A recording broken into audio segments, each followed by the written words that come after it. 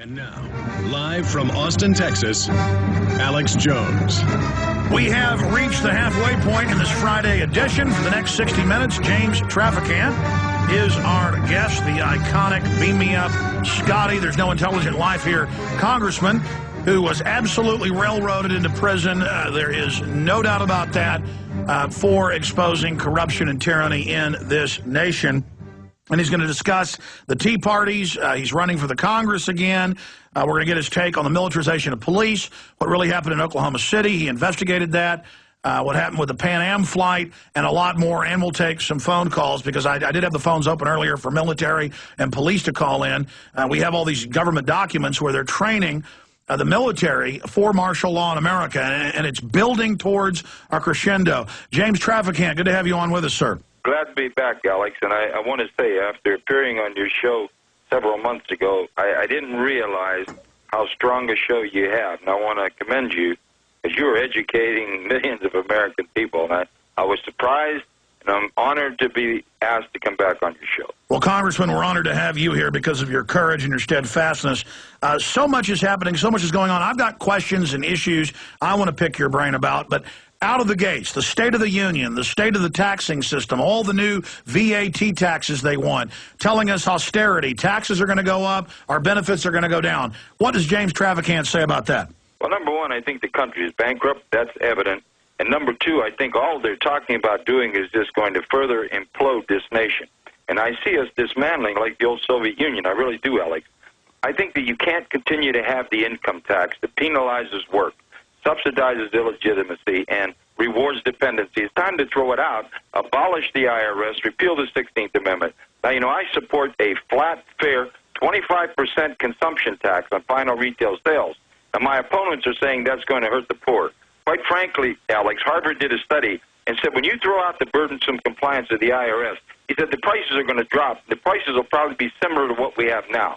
But finally, for those naysayers, those people who are under the poverty level will simply take their pay stubs to the government, and there will be a system as there exists now. The only difference with the trafficking bill, Alex, is everybody must work who gets a government stipend. I don't care if they have 12 children, they'd work at the daycare center with those children. But you see, anybody that visits Broadway or visits Las Vegas from Germany and Japan, they'd pay into our tax scheme. And finally, it's a trade reciprocity program. If a country has barriers against ours, we have barriers against them. And we also quantify the standard of living in each country and weigh that down with tariffs as necessary. But it's a flat 25% final retail sales tax, no taxes on used materials, but just new retail sales and services. And, Alex, if the country does not move to this scheme, America will implode like the Soviet Union. That's my prediction right here on the Alex Jones Show. Well, Congressman, I've seen the similar studies. I've talked to economists. It would be good if we only had one federal tax, other than the tariffs they could raise money with. The problem is Obama and others, they want a VAT on every level on top of the income tax. Yes, this is the problem. You got to throw the income tax out. It was founded, and it's the predicate of the communist platform of Karl Marx. And it's done just that. It's made a dependent society over here. It's penalized work, and that's the last thing that the founders wanted.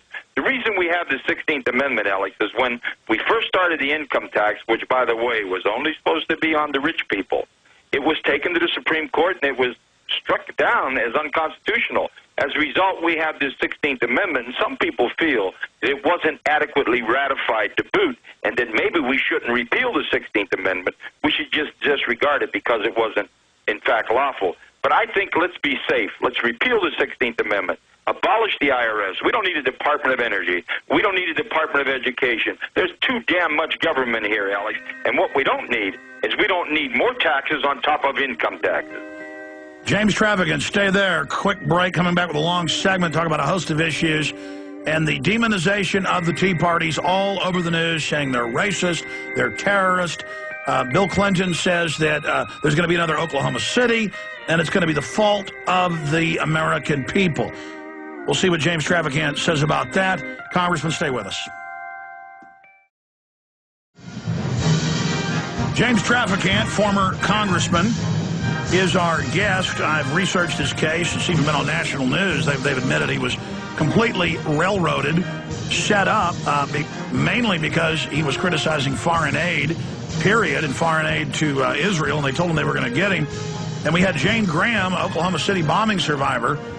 She's on the 9th floor on last week. She saw McVeigh and other feds planting gray sticks of butter, didn't know what they were. She brought this info to Congress. They wouldn't talk to her. The only person that would look at the information was James Traficant. And she said she talked to James Traficant's assistant in his office. And she said, yeah, they came and said, give us those documents back. And James Traficant refused, and they said, we're going to get James Traficant. But that was one of many reasons they went after him. But we'll talk about that today. But continuing with your campaign, you're running for Congress again. You are going to file. Tell us about that, Congressman. I'll be filing this coming Monday as an independent in one of 2 districts. I'm not sure.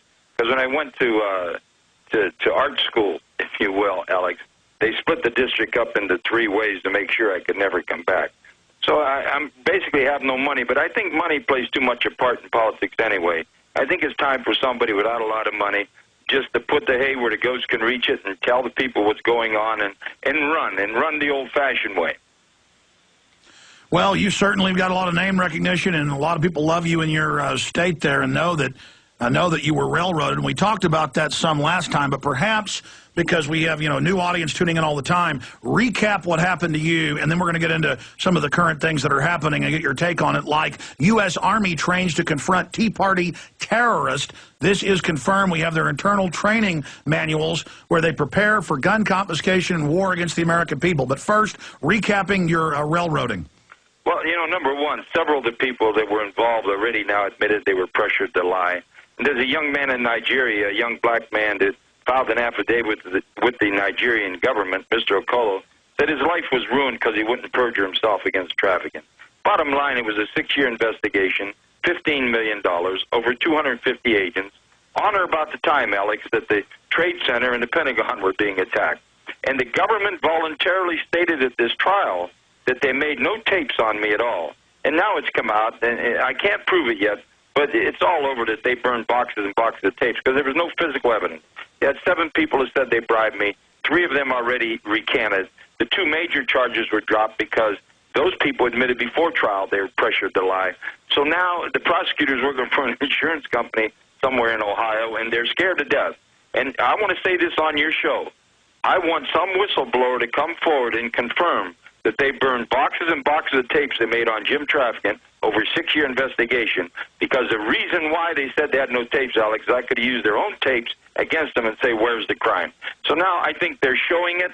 I think it's coming out. I think most people realize what happened. And remember, I'm the guy that brought John Demjanjuk back home from Israel, who was on death row for being Ivan and Terrible. And maybe this is an exclusive on your show today, Alex, that John Demjanjuk from Germany on trial now has requested of his family and his defense that they bring me into Germany relative to this trial. And if I am subpoenaed, I am going to Germany. So that's an exclusive for you, Alex.